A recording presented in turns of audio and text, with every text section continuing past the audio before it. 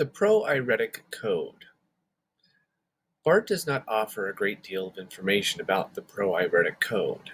He tells us that its organization is intensely syntagmatic, and that consequently it forms the strongest armature of the readerly, that is, of the classic text. That it has no logic other than that of the already done, or already written, and that its basis is more empirical than rational. The Proiretic Code determines the sequence of events within a story. It is the glue which makes certain that clusters of events will follow each other in a predictable order. Actions, terms of the Proiretic Code, can fall into various sequences which should be indicated merely by listing them, since the Proiretic sequence is never more than the result of an artifice of reading.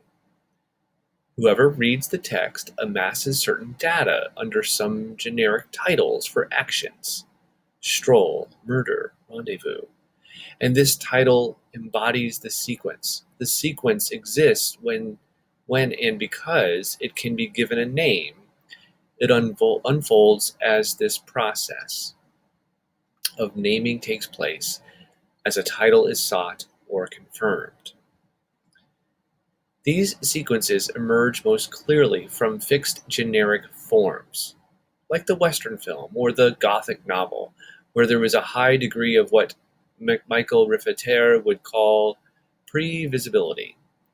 That is, where it is possible to predict from one event what the next one will be. Within such genres, we can anticipate not only the ultimate outcome, but the order in which the actions will occur, and the kind of dialogue which will accompany them. Thus, when a line like, "This town isn't big enough for you and me," is spoken in a Western film, it invariably forecasts a showdown at sunset on the main street of a frontier town. The odds are usually on the side of the figure who represents illicit power, yet he almost always loses to the figure of greater moral authority. Jane Austen's Northanger Abbey parodies the similar narrative inflexibility of the Gothic novel. One of the most amusing climaxes of that parody occurs during the carriage ride to the estate after which the novel is named. Henry, Austen's hero, recounts to Catherine, an inveterate reader of Gothic romances, the adventures which await her at his country home. Those adventures conform with comic precision to the severe proiretic imperatives of her beloved narrative form. Henry is not content merely to sketch in the broad outlines of the classic Gothic plot, but accounts for every gesture Catherine will make and every emotion she will experience once her personal romance begins. Nothing further to alarm, perhaps, may occur the first night. After surmounting your unconquerable horror of the bed, you will retire to rest and get a few hours' unquiet slumber. But on the second, or at farthest the third night after your arrival, you will probably have a violent storm. Peals of thunder so loud as to seem to shake the edifice to its foundation will roll along the neighboring mountains, and during the frightful gusts of wind which accompany it, you will probably think you discern, for your lamp is not extinguished, one part of the hanging more violently agitated than the rest. Unable, of course, to repress your curiosity in so favorable a moment for indulging it, you will instantly arise and, throwing your dressing gown around you, proceed to examine this mystery.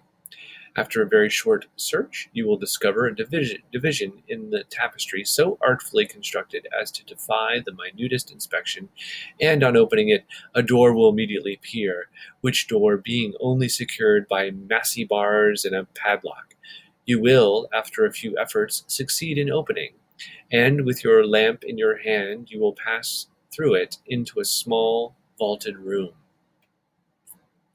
This passage provides a vivid dramatization of the ways in which the Proiretic Code functions to interpolate the reading, viewing, or listening subject.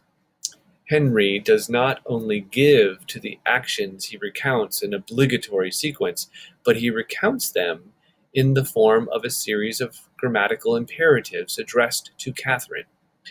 In short, he hails her. He does this so successfully that she spends the night searching for objects which conform to the ones in his narrative and attempting to match her behavior to his dictates. In addition to stressing the syntagmatic organization of the proairetic code and the repetition which it always promotes, Barth notes its inevitable subordination to the other four. In the section of Eszed entitled How an Orgy is Created, he observes that what we have called the proairetic code is itself made up of other diverse codes based on different disciplines. Although this is not a point to which Barth elsewhere returns, it is of critical importance to any understanding of the proairetic code. Like the semic and hermeneutic codes, the proairetic code never operates in isolation from a range of other signifying activities. The excerpt just quoted from Northanger Abbey suggests that the proairetic code both impels and derives impetus from the hermeneutic code. It dramatizes the way in which certain events, for example, the storm which moves the curtain, can create a sense of mystery, and how that mystery can in turn promote additional action, for example, the search for a secret door. That passage also indicates the interdependence of the proairetic and semic codes. By inserting Catherine into his Gothic narrative, Henry inspires in her, that is, attaches to her name, the qualities of restlessness and extreme curiosity. However, this example is not adequate to the task of revealing the complex interplay not only between the proairetic, semic, and hermeneutic codes within the classic text, but the symbolic and cultural ones as well. Another prose narrative, F. Scott Fitzgerald's The Great Gatsby, is perhaps better suited to illustrate the wide range of possible interactions between the 5 codes enumerated by Barth. The first 2 references to Gatsby after the narrator's preliminary remarks locate him semically, hermeneutically, culturally, and symbolically. They also anticipate the story which follows.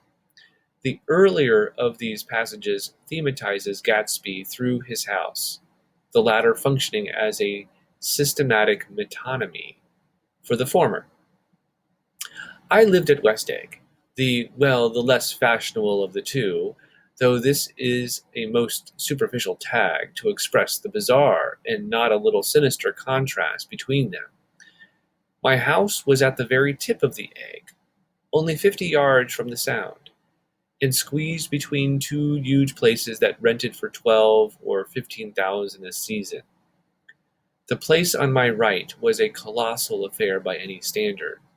It was a factual imitation of some Hotel de Ville in Normandy, with a tower on one side, spanking new under a thin beard of raw ivy, and a marble swimming pool, and more than 40 acres of lawn and garden.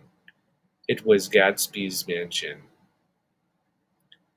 The phrase, "not a little sinister contrast," introduces the novel's central symbolic opposition, East Egg, West Egg, along with the qualifying subset, more fashionable and less fashionable.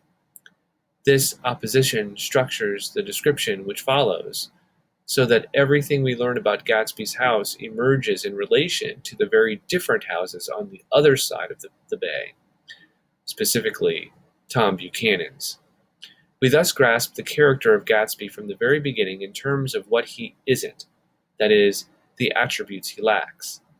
The seams which gravitate to his name, even before it has been supplied, and which remain a permanent constellation, include nouveau riche, places that rent for 12 or 15,000 a season, spanking new, marble swimming pool, cultural pretentiousness, imitation of some Hotel de Ville in Normandy, callowness, thin beard of raw ivy, and seriousness, factual.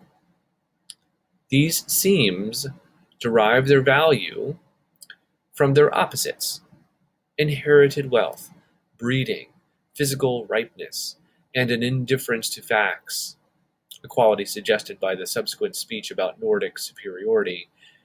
Nick associates these attributes with Tom Buchanan a page later, but they are already present through their absence. The opposition, East egg, West egg, which controls the operations of the Semic code, is itself the product of intense social and economic coding. The second reference to Gatsby adds to his signifying network. It also adds the master to his house. Nick has just returned from an evening visit to the Buchanans, and he looks around as he gets out of his car. I saw that I was not alone. 50 feet away, a figure had emerged from the shadow of my neighbor's mansion and was standing with his hands in his pockets, regarding the silver pepper of the stars. Something in his leisurely movements and the secure position of his feet upon the lawn suggested that it was Mr. Gatsby himself, come out to determine what share was his of our local heavens. I decided to call him, but I didn't, for he gave a sudden intimation that he was content to be alone. He stretched out his arms toward the dark water in a curious way, and as far as I was from him, I could have sworn he was trembling. Involuntarily, I glanced seaward and distinguished nothing except a single green light, minute and far away, that might have been the end of a dock. When I looked once more for Gatsby, he had vanished, and I was alone in the unquiet darkness. The passage associates Gatsby with mystery. A figure emerged from the shadow, curious way. When I looked, he had vanished, unquiet darkness. And in the process sets the hermeneutic code in motion. Since Gatsby is himself the main enigma of the story, much like the old man at the beginning of Saracen, the semic and hermeneutic codes frequently overlap in Nick's narrative. This passage also connects him with the solitude. He gave a sudden intimation that he wanted to be alone, of the visionary romantic. He stretched out his arms toward the dark water. Gatsby's entrepreneurial relationship with the stars represents the intersection of his romantic coding with the economic coding of the earlier passage. However, the easy collaboration of these codes falters after the first paragraph, leaving Gatsby alone with his green light.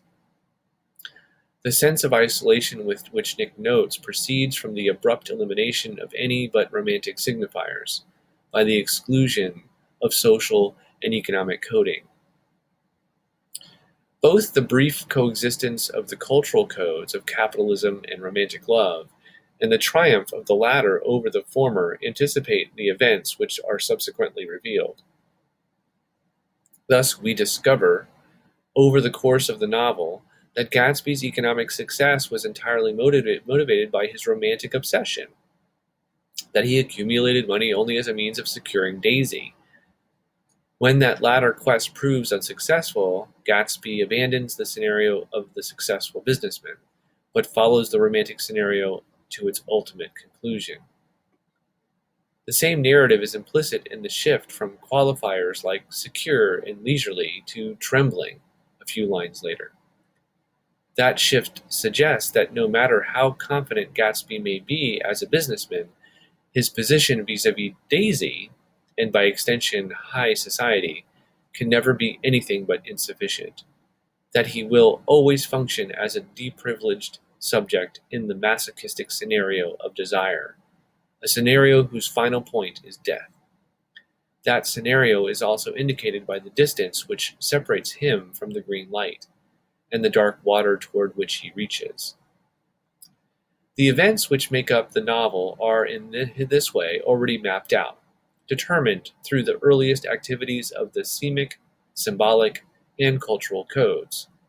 The alignment of certain cultural, coded, and symbolically opposed seams to Gatsby's name places a given set of proiretic wheels in motion, wheels whose movements thereafter become inseparable from the hermeneutic code. Nick knows the entire story all along and refers cryptically to its conclusion. However, he insists on maintaining in his account the strict chronological order of the events he has witnessed. Thus, in this situation, the linear logic of the Pro-Iretic Code doubles as a hermeneutic sentence, simultaneously postponing and progressing toward disclosure. These brief discussions of Northanger Abbey and The Great Gatsby have indicated a few of the possible interactions between the Pro-Iretic Code on the one hand and the semic, hermeneutic, symbolic, and cultural codes on the other. Whereas the passage quoted from the former novel has shown that the Pro-Iretic Code can organize actions in such a manner as to define character and place and to express and assist in the resolution of an enigma, those cited from the latter have suggested that the code of action is often at the service of the others, that its operations can be anticipated and indeed coerced through a preliminary conjunction of semic, hermeneutic, symbolic, and cultural elements. Before turning to the symbolic code, we should give some consideration to the role played by the Pro-Iretic Code in a literary form which is generally considered to be non-narrative, lyric poetry. Although the Pro-Iretic Code would seem to provide a more regular feature of novels, short stories, and films, it plays an important role as well in lyric poetry, interjecting bits and pieces of established sequences into even the briefest of verses. A lyric poem can supply an invitation to engage in a certain action. Herrick's "To the Virgins to Make Much of Time." It can manipulate or distort a familiar narrative, Donne's The Relic. It can hold up to scrutiny a series of events which occur with absolute regularity, Plath's Lady Lazarus. It can suspend and examine one part of a Pro-Iretic sequence, Keats' Ode to a Grecan Urn. It can pit one syntagm against another, Marvels to his coy mistress, or it can locate itself within a narrative which admits of no escape. Shakespeare's Sonnet 129, The Expensive Spirit, is probably the most famous dramatization of syntagmatic entrapment, in which the past, present, and future tenses of lust all confine the lover to the same extreme condition. However, the less familiar Sonnet 105 also records a narrative impasse, and it does so in ways which are of familiar relevance to the present discussion. The jamming of the Pro-Iretic Code is here shown to effect a similar paralysis of the semic, hermeneutic, and symbolic activities, reminding us once again of the intimate relationship between the various signifying operations discussed by S.Z. Let not my love be called idolatry, nor my beloved as an idol show. Since all alike my songs and praises be, to one, of one, still such, and ever so. Kind is my love today, tomorrow kind, still constant in a wondrous excellence. Therefore my verse, to constancy confined, one thing expressing, leaves out difference. Fair, kind, and true is all my argument. Fair, kind, and true, varying to other words. And in this change is my invention spent. Three themes in one, which wondrous scope affords.